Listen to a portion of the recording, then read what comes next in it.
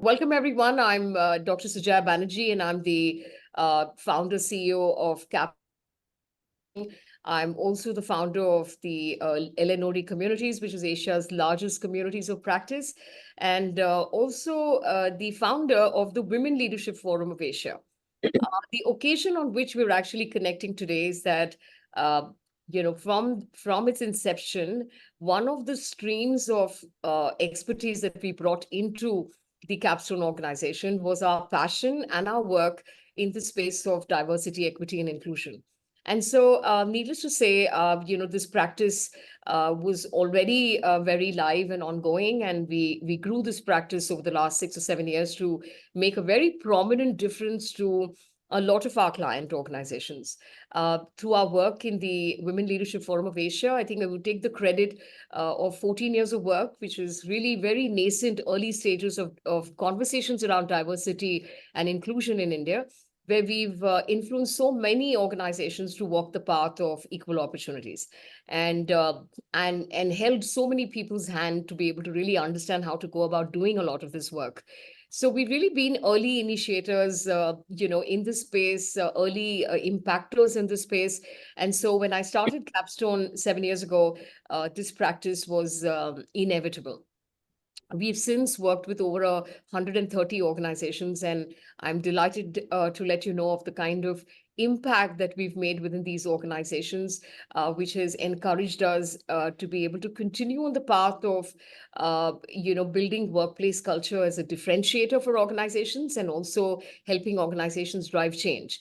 And that's always been our focus and our engine of being able to drive change within organizations. And we've not really seen diversity, equity, inclusion as a program, which I believe is the significant challenge around organizations who are very passionate around this space, but don't manage to be able to create as much impact. In fact, our conversation today is initiated by the fact that we believe there is so much of scope to be able to enhance this area of impact. And we're going to try and explore more of that through the course of our conversations with our very diverse and very interesting set of, I'd hate to call them a panel, I'm just going to call them a set of very learned conversationalists and people who have very distinctive career paths and have a point of view which I believe is important for all of us to hear. So I'm going to start by requesting Sunit or Raman to help me with my deck so that I can quickly get through having to tell you the occasion for why it is that we came together today. We've relaunched our Capstone DEI practice. It's not just infused by new thinking and more experiences. We've been so busy doing the work that I believe we didn't quite focus enough on the window of being able to let more people know of the work that we do. And so the new Capstone DI website is the pretext and the context in which we're actually connecting today. So very quickly, to tell you a bit about Capstone, for those of you joining in late, and I'll make this really brief, I promise. Move forward. And to just let you know a little bit about Capstone, we do work in the space of workplace culture and change. We build leadership capability for organizations. We work in the DI space. We help organizations with building their talent management architecture. Basically, we're helping organizations manifest the future of work. This is a very, very exciting space to be in. And I believe that every single organization at this point would find all these themes highly relevant. I think these themes were always relevant, but they've just gotten even more underlined post the pandemic. So I must say that it's been very exciting doing work in this space. Currently, as we speak, we have touched over 150 organizations and now work internationally very actively through the Duke Corporate Education Network. And so this agenda has only grown and become even more richer. And I must say that there is so much of mutual learning, and I'm really grateful for all those opportunities. Move forward. So this is Quadrat Demonstrandum. What you're seeing here is a rating of 5. What you're seeing here is a net promoter score of 100. And I have to let you know that time after time, this is the way in which we actually end, or this is the culmination of our efforts with organizations, which is it is not uncommon for us to get a 5 for what it is that we do with the organization. Is not uncommon for us to be able to get a net promoter score of 100. We believe in creating impact. We believe in learning transfer. We have many differentiated models and approaches that we bring to organizations, and I must say that they're working beautifully well. And it's actually expanded our sphere of influence and impact within organizations, making organizations rise to their own potential in a very significant way. We are continuously working with companies to help build culture as their key differentiator. Move forward. The awards and accolades and the rest, I mean, all of us want this. It's nice to have this because it kind of encourages you to know that you're on the right path. And so we've got some really outstanding awards which we won, not only for our for-profit organization, but for our not-for-profits as well. So this has always been very exciting. Move forward. This is a bit of what we do, right? And this is just a quick one for people to know that we have some really distinctive practices around change management. We work across sectors. We work with the government. We work extensively with international companies across the world. Our coaching practice is a very, very strong one. Currently, even as we speak, there are multiple organizations where we coach the entire top leadership -2. We're currently doing the same with many large, significant entities within the government. We work with organizations to get focused through OKRs or any form of goal management, which we believe is right at the center of high performance. We are referred by our clients as high performance culture experts, which is where we got our coinage to be able to call and kind of articulate what it is that we're really best at. Our InnovLearn programs are very popular as well, which is we find very innovative ways of being able to teach what it is that we're trying to teach. And now with going global, I must say we bring in insights, research, practices, activities, whole lot of very exciting ways of being able to learn within the organization. We are change management experts, which means we don't believe in one-off interventions. We've been largely worked with organizations, and even if the intervention or engagement is short, it invariably turns into something which is high impact for the organization. I think we've built a bit of a reputation for being good at doing that. Our ESG cultures, our compliance cultures programs are extremely well appreciated and are currently very, very hot in terms of organizations wanting to be able to build this muscle. Move forward. Right.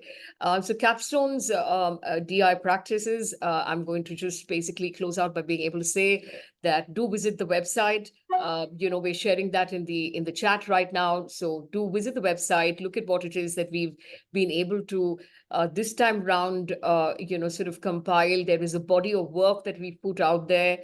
There are lots of case studies that we can actually share with you. There is superb impact that we've created, even in spaces like specially abled or persons with disabilities. We did some very exciting work we're doing in the neurodiversity space. We, in short, really proud of our DI work. And I recommend and encourage more people to be able to get onto the website, which is the purpose of being able to draw you here, to be able to access our showcase of the work that we've been doing as Capstone, and of course, the genesis of which is 14 years old when we started the Women Leadership Forum of Asia. Move forward. Right. So we're enabling equality, we're enabling compassion within the workplace. And I want you to remember the Capstone brand the next time you want to be able to look at finding a genuine partner that is enabling. Our byline is enabling authentic DI journeys. And the reason we use this line is because we want to underline authentic. So these are not about programs. We have reoriented several of our clients to move away from jingoism and from lip service. And, there's such a strong temptation in terms of social desirability to talk about DI within the organization as a program or as a celebration, which indeed it should be. But the main moot area of work in this space is tough. It's difficult. You got to be relentless. And you got to come in with waiting to see the absolutely splendid outcomes when you really are indeed compassionate, fair, and supportive by being able to put not just your money where your mouth is, but being able to talk to people who really matter in terms of influencing this important journey. So this is about tough conversations. This is about reflection. This is about getting people who have, who are the echelons of power to be able to question what it is that they're doing, to start looking and re-looking at their journeys differently, to have the ability to get them to be able to look into the mirror, look hard and not be very happy about what they see, and to be able to have the courage for change. And that is what these journeys are really all about. We're really excited about where it is that we've come with this. And of course, there is so much work to be done, particularly in the DI space, so much work to be done, such a rich space of contribution. And the idea of being able to have this conversation here today is also to invite more people to this space. So with that, we'll move forward, get started for why it is that we're all here today. And I'm really, really excited with the lineup of speakers who are going to join in these conversations today. Raman, you can move forward and go to the theme of today. And yes, so we're going to talk about recasting gender diversity, conversation for the new decade, presenting all generation voices. So I'm going to repeat that, right? Our talk today is called Recasting Gender Diversity Conversations for the New Decade, representing all generation voices. And indeed, we do have all generations here on board with us. I'm very excited to introduce you all to Nishad Mehta. He leads leadership development and OD for the very outstanding, very pioneering, absolutely relentless L&T. So I am delighted that Nishad's joining us in the conversation here today. He's extremely passionate about the subject on hand, and I'm waiting to be able to hear his contributions here today. Next, we've got Aniruddha Khekale. And Aniruddha is the Senior Vice President, the ex-Senior Vice President and a head HR of Adani Electricity. He is making a transition, so he's in transit at this point in time. But I think suffice to say that Aniruddha brings in several years of experience, is a very seasoned CHRO, has firsthand dealt with many of these challenges, and I think his perspectives are going to be very rich and very welcome to this conversation. I'm delighted to invite the next person who's basically someone who is delightful. I had an opportunity to meet her some years ago, is deeply passionate, very authentically committed to this journey, and has done some really rich work in the DI space for the very outstanding Aditya Birla Group.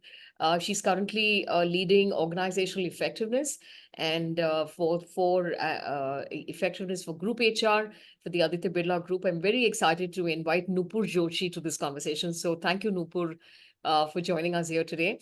The next two speakers and who are going to join this conversation today are very outstanding and accomplished members of of Generation Z. And I know we have a lot of labels for Generation Z, and we have a lot of perceptions and misperceptions to do with them.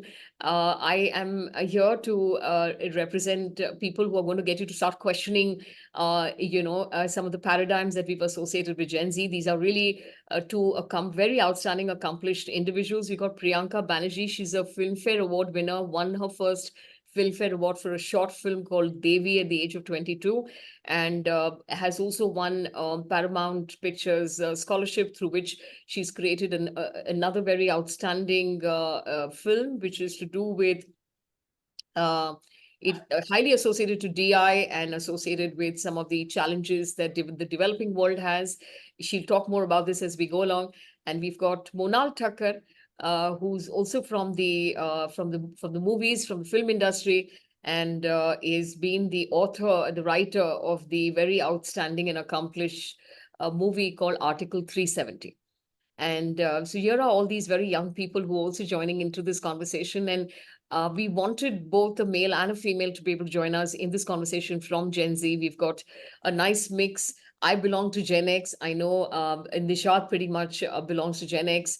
Aniruddha belongs to Generation X. I'm thinking Nupur's a millennial. And Nupur, I told you I have a bias for how young you look. So, but even if you're not, I really don't go with labels. Thank you. Okay, don't go with the labels. Okay, no worries. And I think we've got both these youngsters who are joining in from Gen Z. I'm very excited to have you also. Welcome everybody into the conversation. Can we get this off, and maybe you can get the poster of Raman, and we can just have all faces in. Okay, you want me to go to my first slide? Okay, all right. So I'm going to try and give you a bit of a preamble to this conversation, everyone. First of all, thank you for spending your Monday afternoon, very precious Monday afternoon, indulging us and having this conversation. Like we said, this is around reinventing the gender diversity conversation, and we want all voices from across generations. And of course, the audiences will also constitute a fair amount of diversity. I'm hoping whoever is joining here today will also contribute by being able to share their perspectives using the chat. So please continue doing that so that we can make this vibrant. I'm going to start by giving you a bit of preamble of why we chose gender diversity as our first conversation. I think to begin with, what is obvious is this is clearly the largest talent pool next to men, available in the market. And most business houses have looked at women as the first indication. So we've looked at a demographic diversity, basically. It seemed to be like a good starting point because they've had access to the educational ecosystem as a diversity. And increasingly, that's another space which is very encouraging in India because educated women, the numbers are increasing. And we do have them available if you go to educational institutions. So in all honesty, gender diversity has been our low-hanging fruit to be able to get started with. And it appeared like that. And if you kind of borrowed perspectives from other parts of the world, it wasn't uncommon to say, let's just get started by seeing more women. It's our most first obvious one, which is we're saying that organizations are a microcosm of the society. Almost 50% of the society is women. So where are they at the workplace? Can we see them in the workplace? And so that becomes the starting point of being able to bring them there. My perception, and I think the numbers speak louder than words as well, is that we've been at this, I think perhaps more seriously in the last 10 years.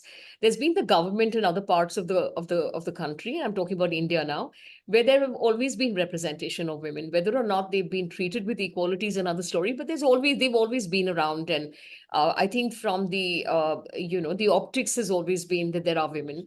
You probably see some women in the advertising media industry as well who are fairly empowered. I spent some years of my career in low-lint asset partners, and I can say without a shade of doubt that it really didn't matter which gender you were in. Your creativity and talent is what got you through the door. So I'm going to start by saying, would you all agree that this agenda is definitely a laggard agenda, notwithstanding that we've been at it for almost a decade? Our workforce representation right now, Raman, if you can get our slide up, okay, is as follows. This is the latest. It came out of the oven in early 2024. Raman, can you share the slide? And I'll quickly give you a sense on when we're saying laggard, what do we really mean? So we've got 22% women in the workforce. There's about 17% that they're seeing in the boardroom. This is about 95% organizations. The latest research, Aon and NASSCOM say that 95% companies are actually executing, it took some while to get there, are actually executing the mandatory at least one woman on board kind of rule, the Companies Act compelling that, making it mandatory. So they're actually carrying that through. About 17% of the representation on the board, not even persons on the boards, by the way. So, and a very small number of executive directors who are women. So normally these are non-executive directors, have lesser powers, are next to never chairpersons of these boards, right? 5% women CEOs overall. This is including family-run organizations, by the way. 4% CFOs who are women. And and the last one is 18% women who hold MSMEs. Again, this includes also family-run organizations, right? So, right. And now I'm going to look at the World Economic Forum Global Gender Gap Index. For 2023, India ranks 127th out of 146 nations. This is a bit of an improvement, actually. We were 122 until recently. And we still lag behind countries like Sri Lanka and Myanmar and Nepal. And I've put the more embarrassing ones out here. But, we basically lag behind countries which are by no measure of imagination as large, as big on opportunities, have less complexities in the way in which they're running the show and the rest of that, but, are basically way beyond, the entire scenario that you're seeing in India. So, right. So here's what I want to say. Yeah, what crosses your mind when you see this? And easily maybe the 11th or 12th year that organizations are trying to do this, which is basically to try and bring in some form of, parity in terms of bringing women representation into organizations. I'm even just starting with that. Forget about empowerment and having very senior positions within the organization. It's still a nascent agenda. So it's going to take a bit, but we will talk about that. I'm just talking about what the numbers are saying at this point. And this despite the fact that very many large organizations have a large intake of women at the entry level, right? A lot of tech organizations, when I was with SR as well, we tried very hard to come close to 45% women intake at the entry level, even 50% in one or 2 years, where whatever our numbers of the number of people we're trying to bring in, we would go out of a way to go and find women who could qualify on all our tests and our processes to be able to bring them in and to try and at least make sure that the pipeline was really, really solid at an entry level. And despite that, what is commonly accepted, and I'm sure when you talk to people and you try asking in your own organizations, you're looking at the conversions in terms of, so typically you have in a healthy pipeline at least about 30% women at the junior band, and yet it is not uncommon for this to dramatically change into less than 10% at the mid level. And it almost seems very acceptable. Even when we talk to people, or even when we're talking to our clients, very not uncommon to say, they're making their life transitions at that time. They're getting married, they're having children, this is important for them. And not everybody lasts through that. And I won't say that we're short on regulation or empathy. We've got the extension of maternity leave. I know there's a lot of flexibility given to women who are pregnant. There's a lot of flexibility around the transition made around marriage. I'll start with the first one, which is marriage, which we've accepted as a natural transition phase where people may not stay as a result of many conditions changing in their personal lives. And the second one being motherhood, which is so compelling and so important in the context of our society and what individuals want for themselves, is the normal course of life. And they do want to have the children, and it means that the career will necessarily take a back seat, including not having the career at all. I just want to start the conversation by being able to ask you two questions. And we'll do a round robins, right? Do you agree this is a laggard agenda in the sense that no matter what we're trying, this is something that is not getting fixed easily? I mean, the diversity, equity agenda in general across organizations. The DEI agenda is underperforming, is my first statement. And I want you to react to that. The second one that we'll talk about shortly is around, so let's get the first one out of the way and then I'll ask you the second one, which is the one around the leaking pipeline, which we've kind of taken, we've normalized, we've taken that in our stride. Want to try and understand that. So quick round robins, start with Aniruddha. Do you believe this DEI agenda is underperforming? Yes, I mean, indeed, it is underperforming. And to be very honest with you, my kind of insights into this goes back, for last 20 plus years that I've been working on this subject. My first encounters with this topic was in 2004-5. And since then, if I see how many things have really, have things really changed? Not as much. And or not to the extent, how much it should have changed. And frankly speaking, one simple reason in my discovery is that we still talk about targets. We still talk about 10% to 15% to 20% to 30%. And in my mind, why should there be even target? Why not 100% for that matter? I can give an example. 2005, when I was doing this campus hiring, we said, okay, we need to start filling, kind of improving women representation from there.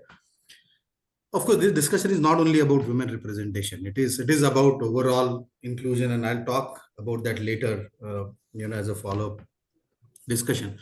2005, we did kind of 35% hiring in mechanical engineering of women alone. 2006, we kind of challenged ourselves and we raised it to some whatever 55%. 2007, we said out of 109, we had 100.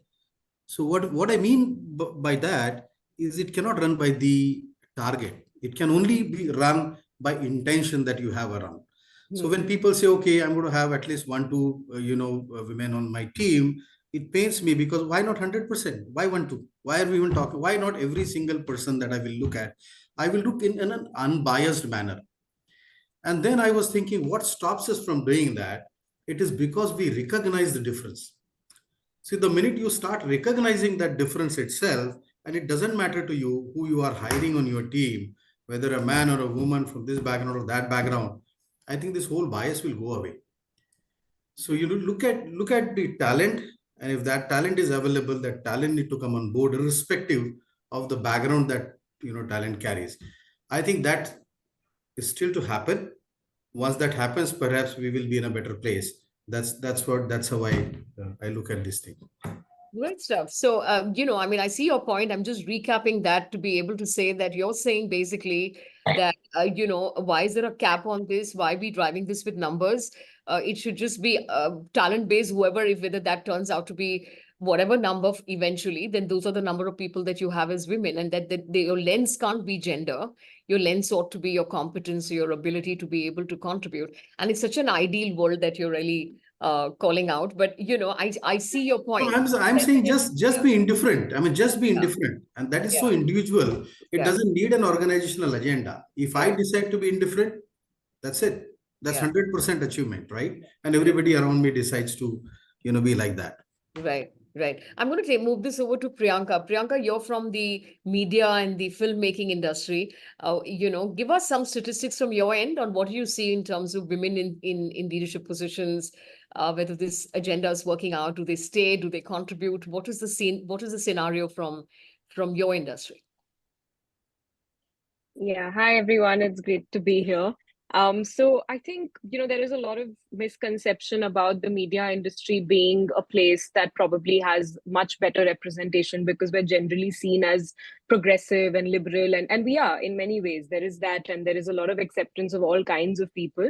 But I do have some more recent statistics, which I also had for another panel, and I thought they'd be handy here. So currently, I mean, as of 2022, only 12% of writers in the industry are women, only 7% are directors, only 5% are cinematographers. So as it gets more and more technical, there are lesser and lesser women involved, whereas the writing and direction is slightly more, ideation, creative side of things. So you do see more women there, but in the technical aspects of it, there's really very little. And I think the pattern that it shows me, at least, I mean, to answer the question, yes, it is laggard in our side of things as well, even though we are considered the more progressive, the more liberal side. But I will say that the context for me when it comes to this is that it's clearly a function of not having enough role models in that particular aspect of filmmaking. And it really comes down to, if you see other women doing that job, more women apply to do that. And for me, because I probably don't have the context of a corporate exactly, I would say that at least on our side of things, it is about creating a system where the women you already have involved on films, on sets, as part of productions, feel supported, feel encouraged, feel like despite their personal life, they can continue to do this very demanding career. And then as they go on to become senior people and do really well, they kind of pave the way for lots of other women who will aspire to then become cinematographers or editors or do things that are not exactly considered female jobs in the industry. So I think that's kind of my perspective, and I'm sure it can apply to many other aspects of it. Maybe we handle the women we already have better, and then kind of pave the way to bring in more because they see them thriving and want to come in. Okay, all right. So I think, I mean, you're saying you got numbers also which are quite dismal in the Yeah, film yeah, space, and these are especially when it very comes to, recent. I mean, yeah. yeah. Yeah, especially when it comes to leadership or any kind of technical input or technical contribution. They're basically not quite there yet. And you're saying it's because they're not seeing enough people in the space.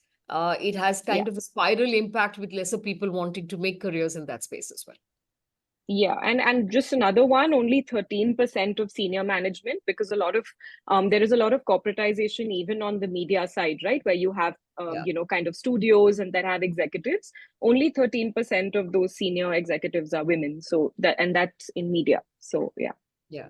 Super. Monal, any views on this at all? Is this seeming like maybe we're kind of up against a bit of a brick wall? What's your sense? No, absolutely. In fact, I would like to pick up from both the points that Priyanka and that Aniruddha sir made.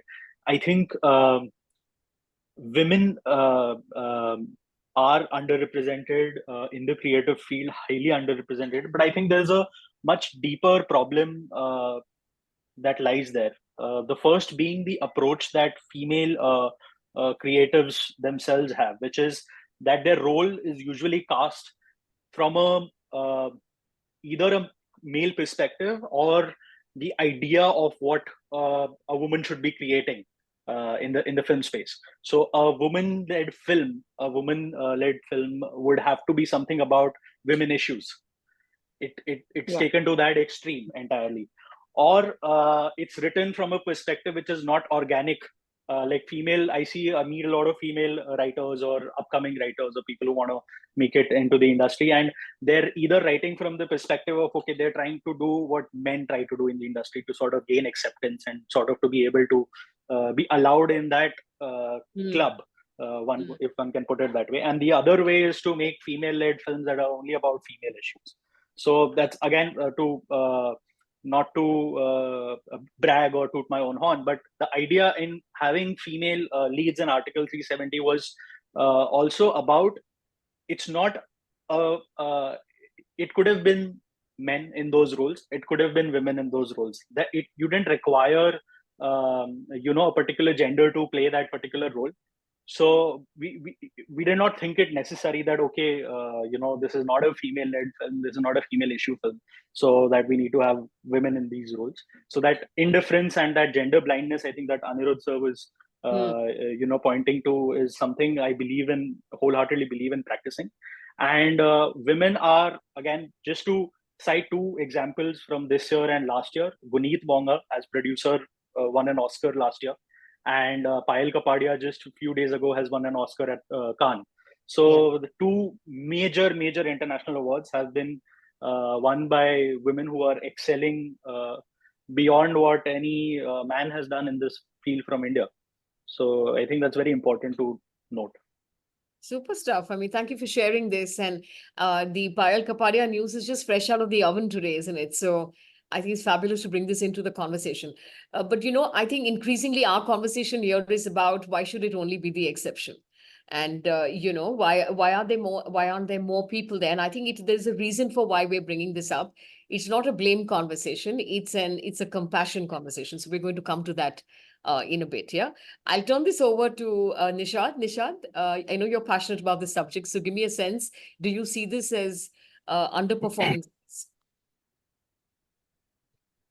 Performance is a relative term.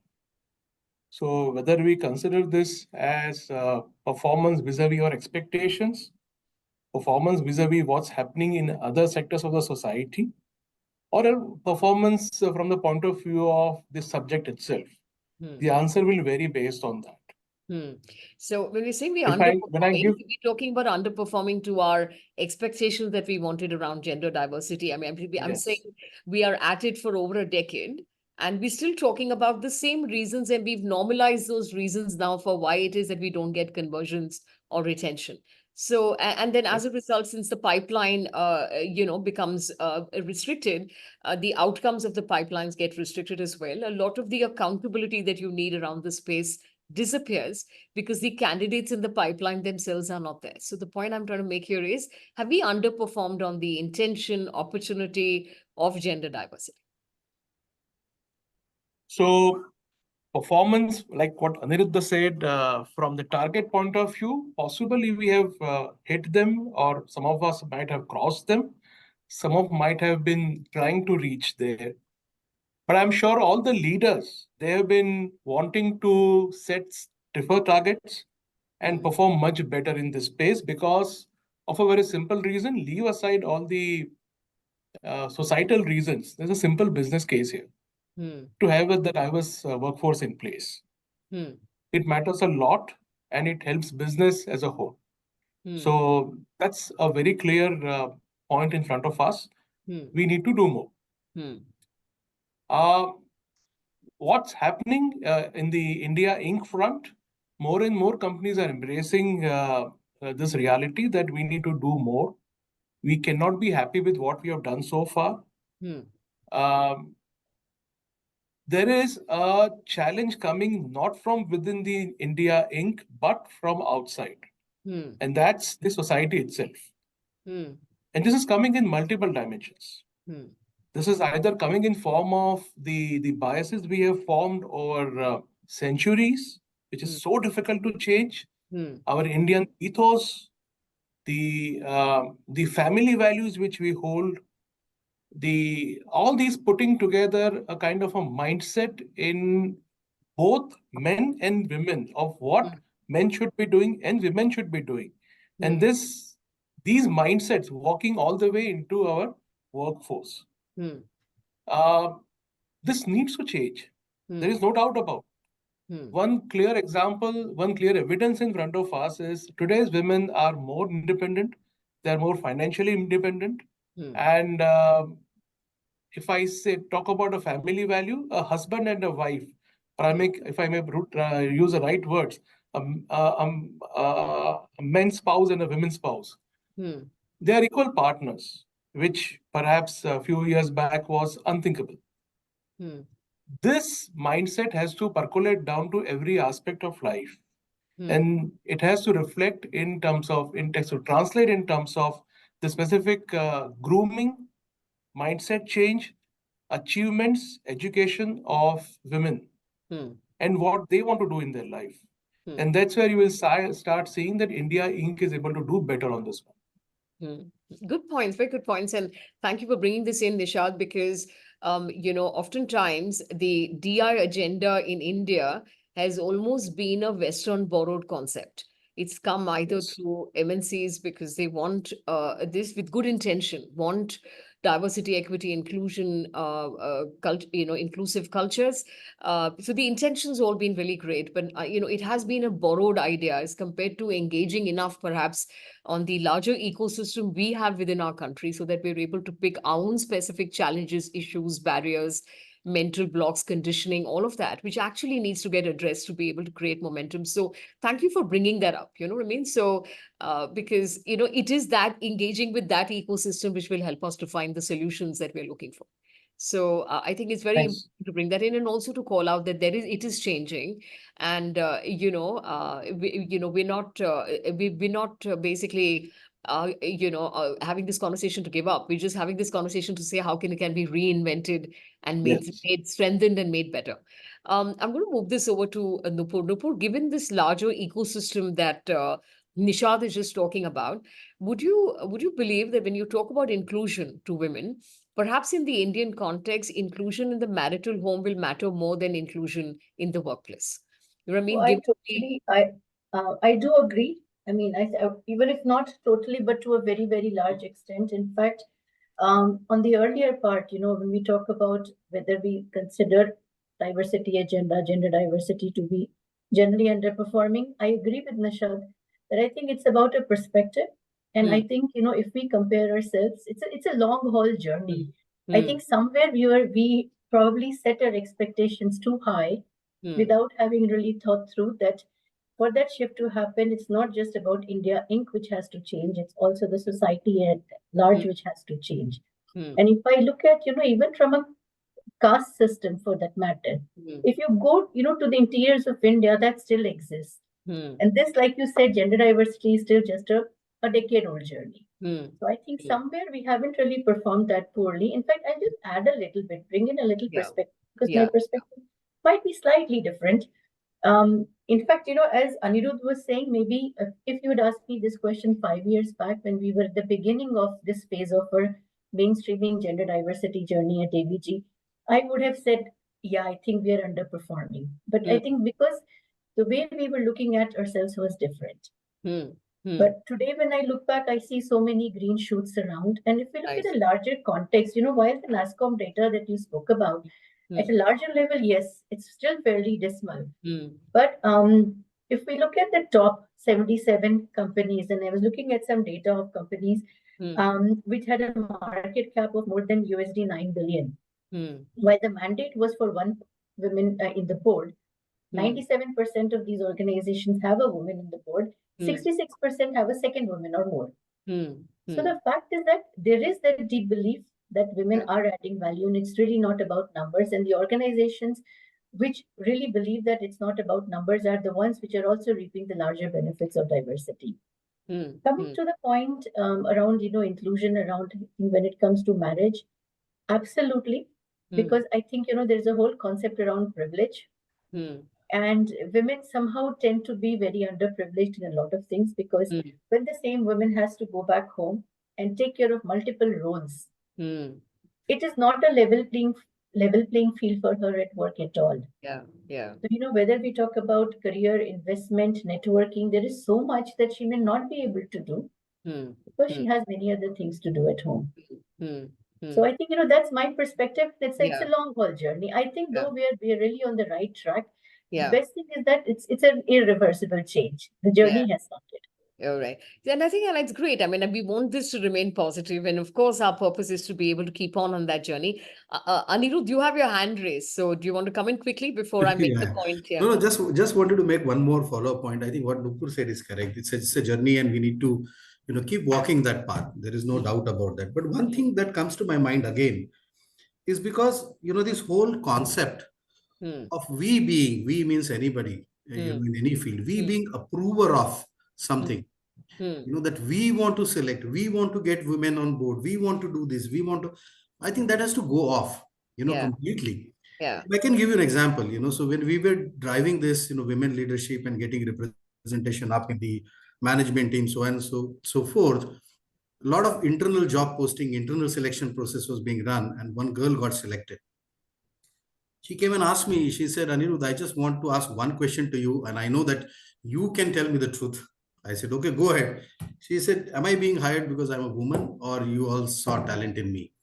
Now, quite frankly, that question cannot be really answered, because to some extent, we are all biased, and driven by this agenda.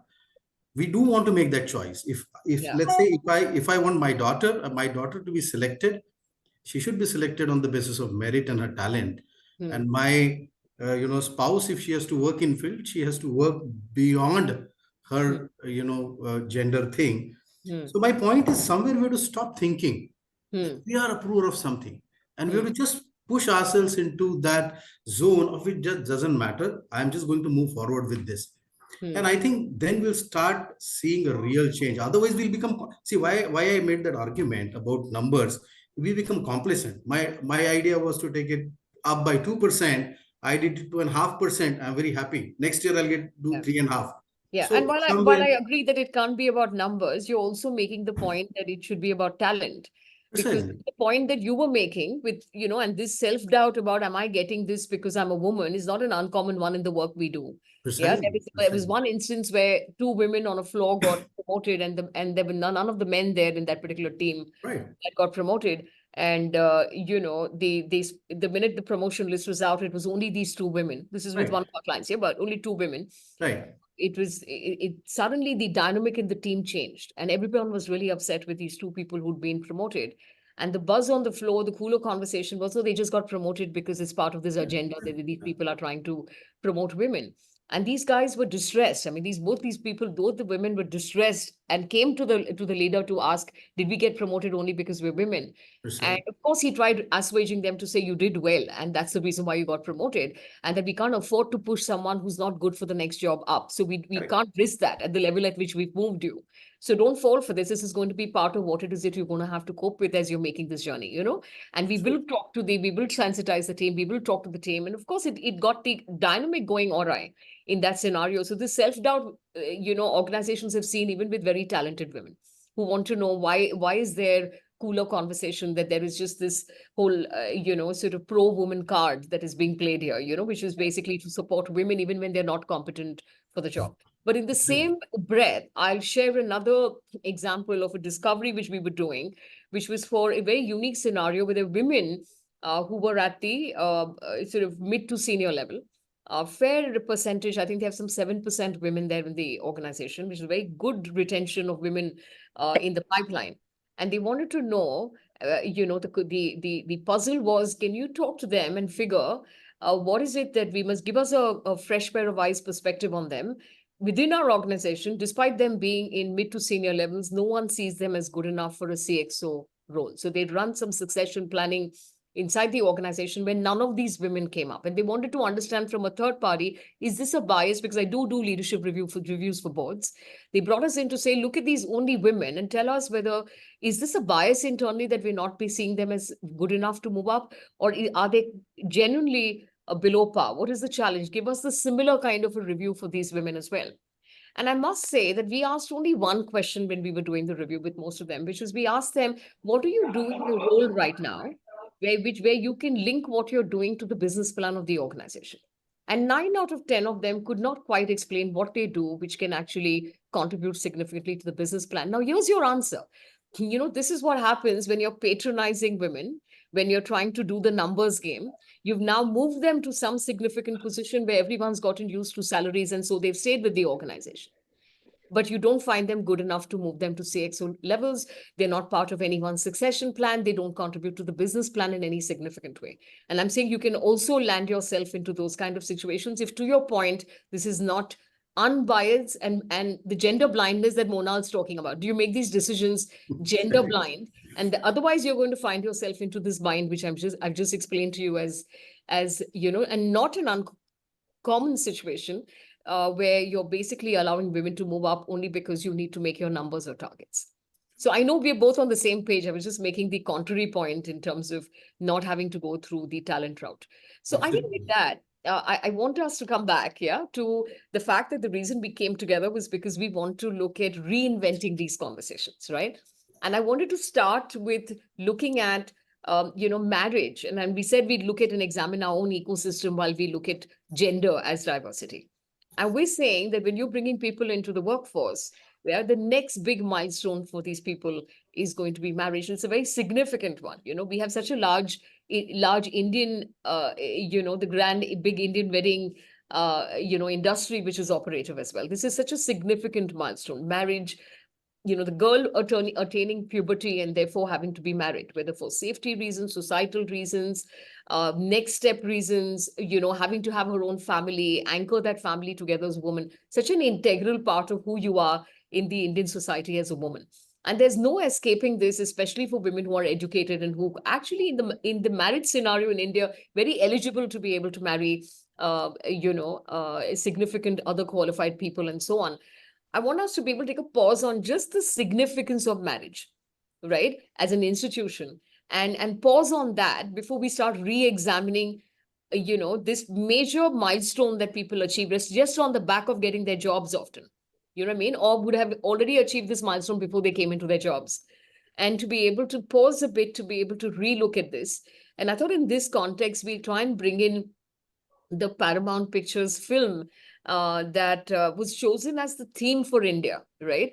And it came on the back of a lot of statistics. I'll allow the filmmaker who's in our conversation here today to give a bit of a context, and then let's just watch this. It's a 10-minute film, I think a little less than 10 minutes, but she'll give us a backdrop, and let's all just watch this film and we'll continue the conversation on the back of that, yeah?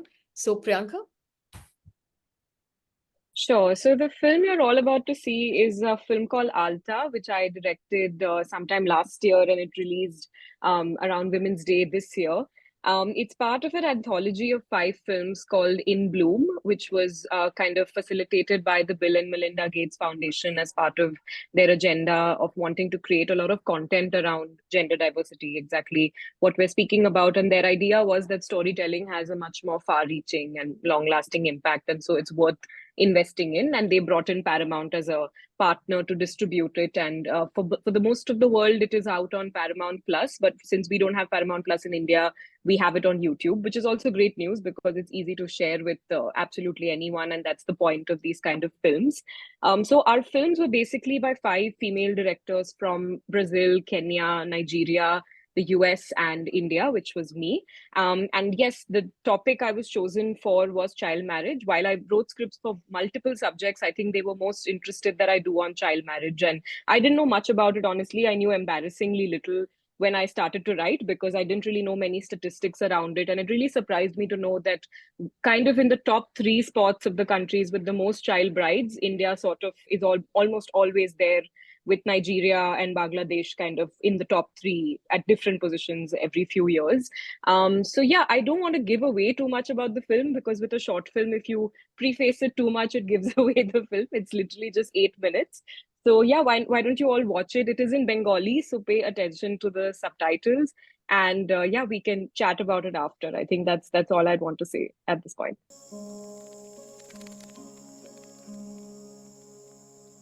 You're right.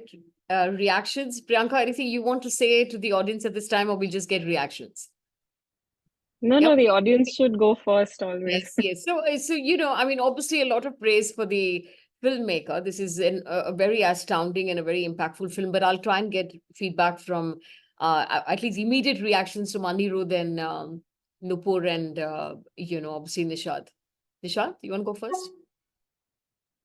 Sure. Let me first of all admit that I didn't know that this scene is so abysmal. I Hmm. thought the numbers would be much smaller, Hmm. but this is alarming. Hmm.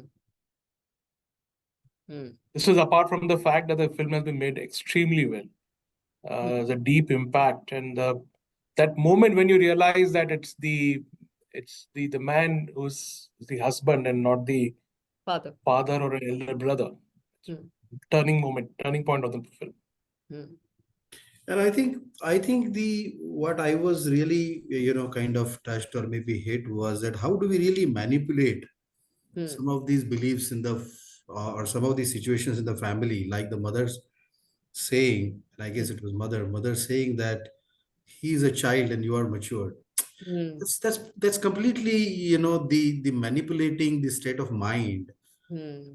At least that's the sense that I got, and I'm Hmm. pretty disturbed with that, quite frankly. Hmm. Very well meant, extremely well meant, Hmm. Nupur? very deep. Yeah, I think the film is really hard hitting, I must say. I think it's disturbing at the same time. It makes you really do deeper introspection. Hmm. I think once again, Priyanka, you have really managed to wow us at one level, but at the same time disturb us also, and I think brilliantly executed. And as a mother of a 17-year-old, I mean, I find it at the same time the whole concept very repulsive and disturbing. Hmm. It's also a stark reminder, Hmm. of the privileges that me at my time and my daughter now, because right now she's thinking, okay, school, college, all Hmm. that, and the opportunities that she has Yeah, yeah. versus so many, younger girls out there. Hmm. I mean, who don't have these kind of opportunities or privileges in the life, and they just have to sort of adjust and Yeah. this way of being. So I'm still taking it in, honestly. Hmm. Hmm. Monal? Yeah, first of all, I've seen the film before, and I must again reiterate my congratulations to Priyanka. I think just on a side note to just uh, let everyone know that her with Devi as well and what she's done here as well. I think her choice of subjects that are so sensitive and her exploration of relationships, whether it is between a husband or wife or whether it is between women, especially between women, is quite insightful and very very interesting to watch. The film again is I thought it was very well made, and it sort of gave me glimpses um, of something I had actually experienced while I was in school. So just as a small anecdote, well, I was in studying in Jodhpur Hmm. for a couple of years, and I was absolutely, as a sixth grader, I was astounded when I found out that one of my classmates was getting married. Hmm. And it was one of the best schools in Jodhpur. It was a private school, and Hmm. yet this was happening. Hmm. So, as an 11-year-old, it was quite shocking to see. And that last scene where the women who we see in the kitchen seamlessly transition into the child brides that they must have arrived as in that house is quite hard hitting, I would say. Hmm. So, I think, I yeah. actually I have a quick question for Hmm. Monal, and then I was kind of holding myself because I think you cannot really articulate your praises for Article 370 in any manner, because that's a huge, phenomenal, kind of very well made movie. And I'm just thinking how you have compressed everything into that, kind of span and written so very well. But that's a part that we can catch up separately. Yes, There's so yes, many questions I have.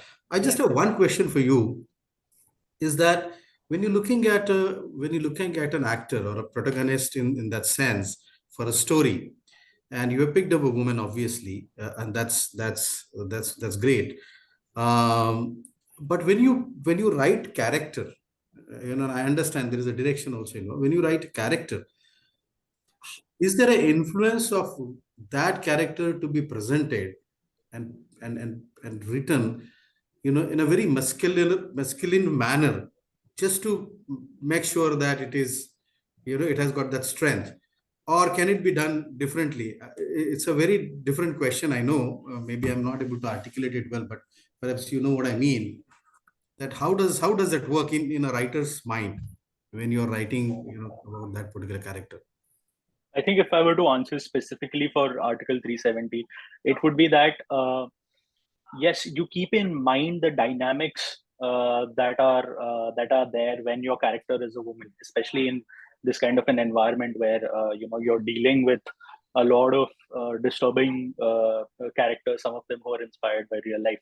So you don't obviously sort of completely set aside that idea, but yeah, you try to approach the character and tell the story of the character in a way where you're not I would say forcing the idea that, oh, this is how I am, writing a woman, or that I'm writing a woman character, and that does not need to be forced onto the audience. I think there's something we did with Priyamani's character, which was Rajeshwari, who's the PMO bureaucrat, is that we very consciously did not go into her personal life at all, because that was not the objective of the film. So we don't need to talk about how she's balancing her life at work and life at home. You don't need to necessarily get into that because that's not her character, and that's not what the story is trying to explore. So how we would deal with any other male character in like 90% of the situations is how at least it was in my mind to write these female characters, but while keeping in mind that there are certain dynamics that are there when there is a woman agent in an interrogation room, or there is a male agent in an interrogation room. Yeah, I think think it has that's to be a balance. it's an interesting question, Aniruddha, but it's a deviation from what we just created by sharing the film right now. So I'm going to get back. We're just going to get back to the film, right? No, I think that's great, because it is I think, just to bring in a Gen Z trend, since we Yeah. are representing Gen Z Yeah. online, there are a lot of reels about, women, men written by women. That's always like a trend about like, oh, male characters written by women are so nuanced and all that. And I actually feel the converse is also just as true, because often women written by men are not falling into a lot of the typical, just like Monal said, like women's issues and, oh, I'm juggling home and work, which is not relevant to the plot. I think what he said is actually so true, and that came across because it was men writing the female characters. It did. I have to say that it came across beautifully well. I think the gender blindness that you're talking about was actually visible in both the characters. Yeah, it was a gender blind kind of role or articulation. But let me come back to the what I meant by that, Sujaya, is why it has got a connection to what we are discussing. Many times we expect women to become men just to feel that our concept of Good point. Good character. point. Even in You're corporate, raising we this. do that, knowingly or I'm unknowingly. so glad you're raising this, because it's exactly the point I'm trying to make, and the reason why we structured this conversation and requested Priyanka to be able to allow us to screen Alta here at the conversation was precisely to be able to bring out some of these nuances. And I'm glad you're bringing out the first one, which was basically the fact that, to what extent, is my question, have we really reinvented the workplace in the context of wanting to integrate women? And how much have we left the workplace the way it is, and that women need to come in and now adjust with whatever is their background sound? They got to be able to come in and adjust. So the rules of the game in round one, in decade one, is we stay as we are. Please come in and adjust yourself. And in this scenario, come here, we'll give you opportunity, come in on board and come in here and show us your dance. The point I'm making is, to what extent have we reinvented the workplace to be able to enable? And I'm saying, why should it remain the way it was in the past? Why would we? And I'm saying that doing these sensitization workshops and all is not what I'm really talking about. I'm saying, to what extent are we willing to reinvent the workplace to truly include this diversity? You know what I mean? Just like you would, if you were getting in somebody on a wheelchair, create ramps in the organization. What are the ramps we are creating for women? And I'm going to use ramps as a metaphor for, to what extent are we creating a workplace which is very different? I know we have ERGs and many other interventions that we create around this to be able to understand what the women really want. But I'm asking about the actual playing field. To what extent is the playing field getting reinvented in the context of being able to understand certain things? And I think Alta is drawing home a very important point. And we decided to use this for a particular reason, which is that, you know, it's an articulation. We are the child marriage capital in the world. And which goes to show whether because of our socioeconomic conditions or otherwise, the concept of the idea in our collective unconscious, the concept of the idea of a female being married even when she's young, she's not really young to the minds of her parents because she has attained puberty already. So the point is that since attaining puberty in our collective unconscious, we actually expect a woman to be, we are okay, we actually accept a woman being married. We believe that it's all right for her to be married in large segments. And I know we're going to say those are the lower socioeconomic cadres, cannot afford to have so many children, perhaps are trying to park their young daughters into homes where somebody else takes care of them, perhaps don't have the mechanism to offer safety, or this is just a common practice in their families. And this is the way in which young daughters are basically, whether they are young, like the way in which Alta projected them, or at different stages of young, they basically need to be married. And that being married is an important social situation.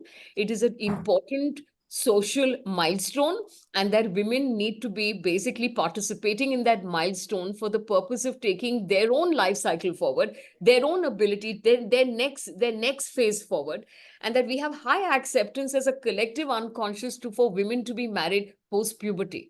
Now, the fact that there is a legal law around this, that it should happen post 18, that the more educated, civilized segments of the society believe that that's not acceptable at all, that the more woke people in the environment believe you should marry whenever it is that you actually want to marry. Gen Z, a lot of them believe you should marry when you find your life partner. That could be at 40, it could be at 50, it could be at any age.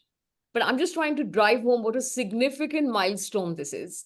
And that when you bring in young women into your organizations, this important milestone is as important, if not more important, to her personally in her journey as compared to having a job. So the point is, if she does want to, however, have the job and the marriage, to what extent are we willing to be able to reinvent the workplace? And I'm saying, I'm trying to basically drive home a point on, I believe that we have basically in phase one, left our playing ground very similar to the ones that we had created for the men. And we've not actually shown the compassion and the empathy. And that doesn't mean that we compromise on the quality of the person or the contribution you're expecting from a person, but you create a playing field that enables this person. I mean, this is like the definition of insanity. We're going on bringing these people in, and then they don't last or they don't stay because they have too many life transitions that require the ecosystem is not allowing them to be able to manage it. Look at maternity break, right? We're talking about 6 months. We went from making it 3 months to 6 months. Where is the ecosystem for even within 6 months to take care of a child in a city? We neither have daycare centers, we don't have reliable nanny services, and we don't have basically our parents. A lot of people don't have their parents to be able to support. So the so-called social extended system that is available to a woman, where is it actually available practically? How many of you know people who actually have that system available and therefore can seamlessly pursue their careers? I think the point I'm trying to make home here, or drive home here, is that to what extent do we really truly understand the ecosystem of the individuals who are coming into our organizations? To what extent, when you're saying connect and then lead, have we connected with this particularly with the diverse talent? I recommend we connect with everyone to understand what their real situation is so that we're able to drive retention, so that we're able to integrate them within the organizations. And I know we can't create 100 rules, but in the same breath, we're talking about leading the workforce of one. And therefore, the conversation here was to be able to talk about what is surprising for us about women making a transition for marriage and for motherhood. What is surprising for us? That is our ecosystem. And the giant load of both marriage and maternity breaks is, or children having children, is on the woman. Yeah, that is the society or the ecosystem we've created. And so what is our mechanism of reinventing the environment in which we can allow the woman to be able to seamlessly have a career without compromising on the contribution, to Aniruddha's point, without compromising on the quality of the person you're bringing in? And by all means, if you don't believe she has it in her, if you don't believe that she can actually contribute, it's all right to not hire her. I mean, you go gender blind when you bring in talent within the organization. But if you bring that talent into the organization, what is the extent to which we actually have mechanisms to show true compassion to talent without compromising her own learning, her own ability to contribute, and the extent to which you're expecting the woman to lean in to be able to contribute in their jobs? patronizing this agenda, paying lip service to supporting women, and reaching those stages where in the mid to senior level, they have these designations and they're sitting in these jobs, but they're not seen as useful people to be in the CXO succession pipelines. I'm asking about the purpose or the logic or the rationale for wanting to do anything like that, which is not culminating into real success. And so, the word here being real and authentic. So I'm going to pause here because this was my reaction to why it is that we were trying to talk about marriage at this point. And I mean marriage and motherhood in the same breath. That they are important milestones in our society. What is taking us so long to understand this? And it is an important one. And we must have mechanisms to work around this. You stop and ask a woman privately, anybody who is great talent in your organization, and ask them what they're struggling with post their marriage. They will tell you that they want to be integrated in the marital home. That is basically the big stumbling block, and the next big milestone for them on the back of being married is how well do I get accepted in this home and how do I work around that inclusion. And instead, we've created so many complexities around what we're expecting this person to do in an ecosystem created for men. Yeah, where the battling to be able to really create inclusion and to be able to create acceptance and what it is that the individual's actually going through is not a difficult piece to understand, because we are managing as men as well, managing marriages, whereas other genders as well managing partners. What is so difficult to be able to understand this? And I'm going to pause here to be able to get your reactions to the point I'm making here, which is what can we do to be able to actually reinvent authentically the environment for women, for young women, so that we enable them to stay. I'm going to leave you with one example, right? And what am I saying? What am I trying to say? Is that there's a very good best practice around being able to bring women, and there are a lot of people trying, returnee programs for women and so on. It's a very good practice, and I'm going to give just one. I'm sure you have your own ideas on how we can actually go about this, which is called 50-50-100. And 50-50-100 means that two professional women share one job. Right? They both get 50% of the salary, and they both get flexibilities in the workplace. And they both basically, the 100 is that they both have 100% opportunities for promotions. So it's 50% job, 50% salary, 100% opportunity for promotion. I think this is such a pragmatic way of being able to look at whether you have the right people on board, because even to stay within a part-time job and perform together would require its own degree of being able to manifest commitment, passion, and interest in wanting to grow your own career. Yeah, so I'll pause here and let me get reactions from you. Yeah, this is what I really meant when we were trying to head towards maneuvering and navigating important milestones and yet staying in the job. To what extent can we try and enable that in the workplace? So I'll make a quick point, and I'll go back to what Nupur had mentioned. She mentioned about the balancing act that a woman has to do, and that's a real problem. That's a practical issue. Now, in a company, when we look at this issue first, and then action comes later. When we look at this issue, the first is how do we look at it? What is our sensitivity or level of sensitivity when we are trying to address this issue? Are we looking at empathizing and saying that, okay, what can be done to make this easy, for our colleague? Or do we get irritated, that, oh, every now and then there is some problem happening. There are so many people working in the office. What is the problem? Every time, she has to go home and this and that. And we keep doing this. These are practical issues. This keeps happening. How much ever we may talk about inclusion and this and that in the company. So what needs to change is the policy, right? And I can give an example.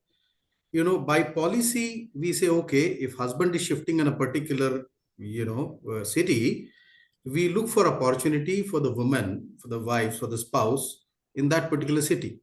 My question is, why can't we reverse it? Why can't we say that a woman gets the first choice to choose a career and husband follows? And I'm not, by the way, I don't have those ideas of extreme. I don't have those. I'm just trying to be practical. Why can't we assure a woman that can you pass on your husband's profile to us? We will look into it, right? It gives us two benefits. One is a direct comfort to that person who's applying for the job and takes out a lot of apprehensions. Number two, you get a profile, which you can provide some good opportunity. And number three, it could be hidden and selfish agenda that you get retention of two employees in one stroke. So I think there are so many things that can be done. To be very honest with you, there is so much hesitance with kind of anticipatory, thing in head. People don't want work from home and this and that. So much debate still going on. But COVID has proved that the productivity doesn't get affected if people are working from home. Some people, for some time, people become more responsible.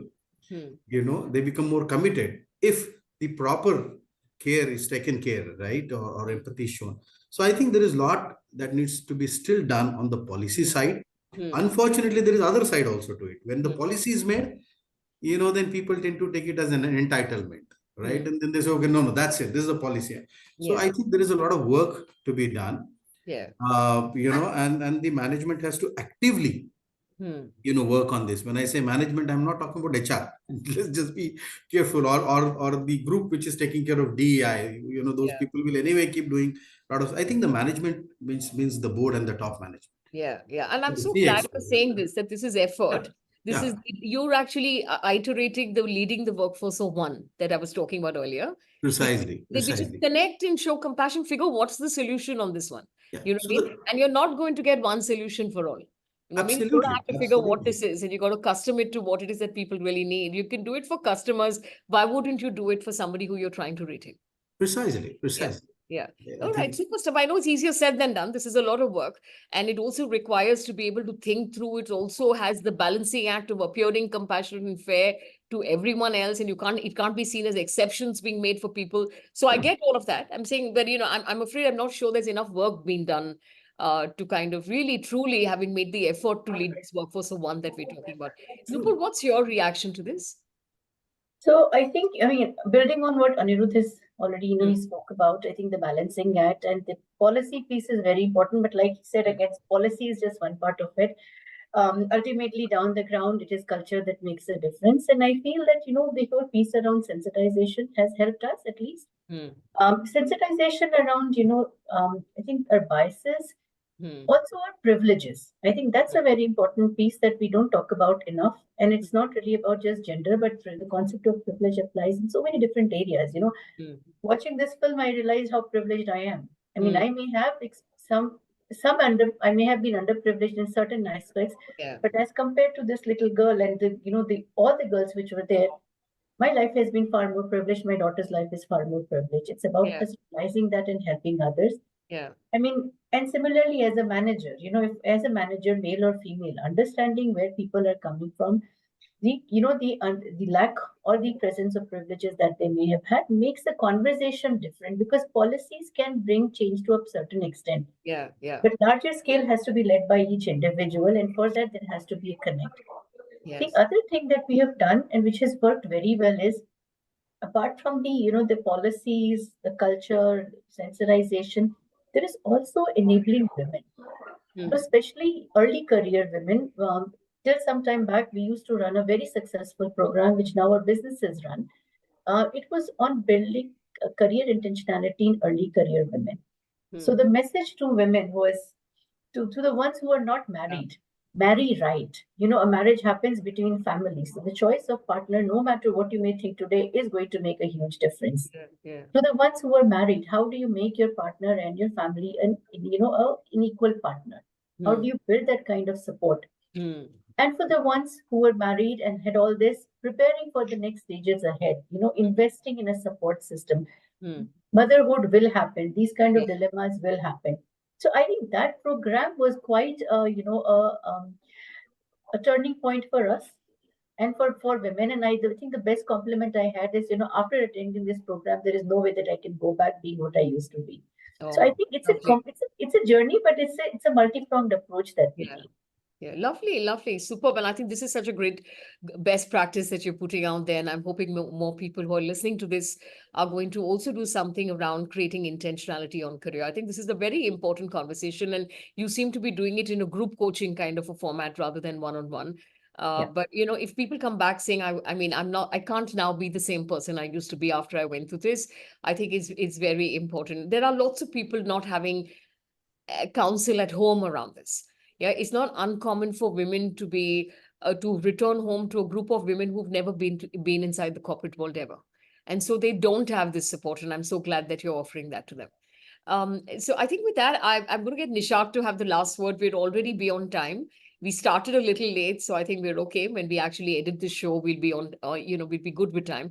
Nishad, I let you come in and have the last word on this conversation. And then if there is anything else anyone else wants to say, I'm delighted to hear this, and we'll try and close this out. But I absolutely want to hear your comments on what I just said in the context of recognizing marriage as a milestone, working around being able to create what is required in terms of flexibility, doing what is required to be able to, like Aniruddha said, bring in some, sort of tailored solutions to create retention.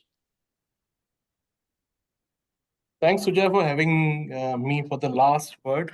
That gives me the advantage of hearing out others and sharpen my feedback, comments. To me, this is like this. Marriage is a personal matter, and I do not differentiate between the man and woman when it comes to organizations treating their employees from the marriage perspective.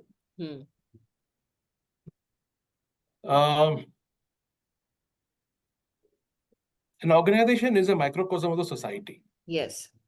So if we want anything to change with respect to any element of the society, women being one of the element, then it has to start from the society. Unfortunately, there is no common governing system which can govern the society. Hence, we expect organizations to start it, hoping that the others will join in and we will have a larger movement in place which will affect the society. From that perspective, a lot needs to be done, and the organizations may find themselves from the point of view of the receiving end, if I may say so, because they'll be expected to do more on this agenda, and they may think that we may lose more. And it's a tough call for organizations. And in this perspective, I just want to pose a question here to everybody who is here. Are we ready to take service from an urban clap service provider who's a woman who comes with her child to our home to provide service? And here lies the answer for what should organizations do. Interesting. So I think interesting, Nishad, and I think that and you're also driving home a point that perhaps the socio-economic class and urban clap service provider comes from, there is absolutely no affordability for daycare. And so, the only way you can come to work is you bring the child along. And I think that is the state we need to start addressing, frankly, and find ways of being able to. More importantly, do we have the mindset of accepting as a society that is perfectly fine for a mother to bring her child to workplace? When that mother comes to my place, our place, this is her workplace. Is it okay? If that is okay, then all the changes we want to bring to our organization, they're okay. And I think it's also interesting commentary on the fact that there's absolutely no support system sometimes, which means no family member, no one at all who can basically help them through this transition, and they might still be required to be breadwinners. I think you're underlying a couple of intersectionality of challenges there. But thank you for raising this, because it's an important and pertinent reflection, question to reflect on in the context of to what extent as a society would you really support gender diversity is the question that you're asking. I think this conversation could carry on. We could do a part 2, a part 3, on this conversation. I think this has just been so splendid. I'm only, in the interest of time, going to try and close this out by only leaving you with a couple of pointers for thinking that gender diversity, especially within organizations that have opportunities and believe in the movement of equality and want to give equal opportunities to different diversities. On the gender diversity front, this is a group, a talent pool that is available, has access to education in most places, and you will therefore be able to find someone who you can groom and expand your talent pool, especially when you're actually growing, and most organizations seem to be growing at a fast pace. This is an available talent pool.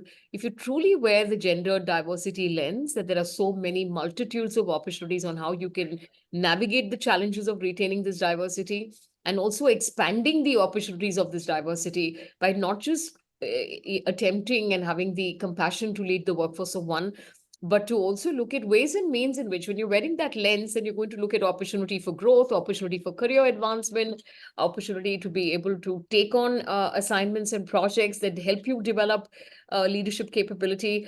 It's when you're wearing this lens that you see that your vendor network could include more women. You can create more women through your supply chain. You could create more women service providers within the organization. You could actually enhance the contribution of women by being able to get them as off roles, and then maybe when they're ready, get them on roles. I mean, there's just multitudes of ways in which, if you're wearing this lens genuinely and authentically, and you authentically want to be able to create solutions to this, there's really nothing stopping us. I think we're off to a good start, but because the progress is really slow, we're not getting the conversions at the rate at which we should, because we must accept as a community that there's been a lot of jingoism, there is a lot of lip service, there's a lot of social desirability of your brand appearing as being equal opportunities oriented in the context of women, and there may not be mechanisms inside the organization to actually sustain it. So I'm going to leave this conversation on the note of authentically being inspired to create some degree of sustainability of this talent. It is possible if we wear our compassion hat. And I think with that, I want to thank all these absolutely splendid speakers who've actually contributed to such a rich conversation. Aniruddha, Khekale, thank you for bringing in your perspective, in such a grounded manner. Nupur, thank you for, everything that you said here, which was just so meaningful and so on point. And thank you for that. Priyanka and Monal for being, you basically create high hope for us, I must say, with the kind of maturity, contribution, ingenuity, creativity, and your ability to make a strong social point with the work that you're doing. And thank you to Suneet and to Raman for having organized this. The wonderful audience that has stayed to be able to have this conversation with us today. Thank you very much. This has already been a very rich conversation. We've got Vinaya saying excellent discussions. Priyanka, Monal, you gave us new points to think. Nishad, he hit the nail. Very, very thought-provoking question on how a scriptwriter creates a character. Love that question. And thank you, Sujaya. We got some really good comments here, but thank you everyone for being here today. And, I'm looking forward to hosting you one more time as we keep the diversity, equity, inclusion conversations alive. Thank you very much. Have a lovely evening, everybody. Awesome. Thank you. Thank so much. you for being here. Thank you, Bye. everyone. you. Bye. Bye. Bye.